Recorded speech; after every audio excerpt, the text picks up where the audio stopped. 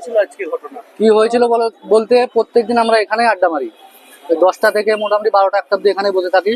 হঠাৎ একটা বন্ধু এসে বললো যে আমার শালির মানে একটা টিউশন স্যার এখানে পড়ায়, শালিকে মানে টিউশন পড়াবার নাম করে ওর সঙ্গে অশ্লীল ব্যবহার করতো, বুকে হাত দিত, ঠোঁটে হাত দিত, চুমু টুমু এসব এসব জিনিস করতো, নোংরামি করতো। মেয়েটা দীর্ঘদিন ধরে এটা নিয়ে ভয়ে ছিল, বাড়িতে ভয়ে জানায়নি। স্যারটা ওকে ধমকিও দিয়েছিল, সেখানে টিউশন পড়ায়।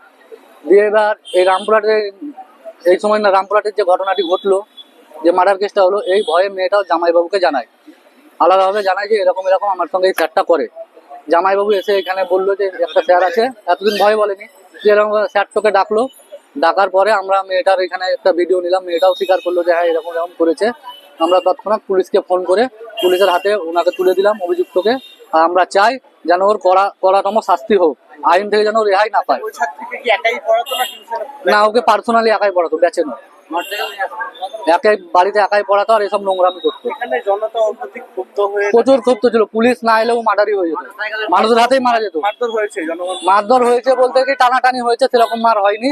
পুলিশ নিয়ে গেল, পুলিশের কাছে আমাদের একটাই দাবি, ও যেন উপযুক্ত শাস্তি পাক। কি নাম? এবং কন্যা আমার নাম মোহাম্মদ তাজ।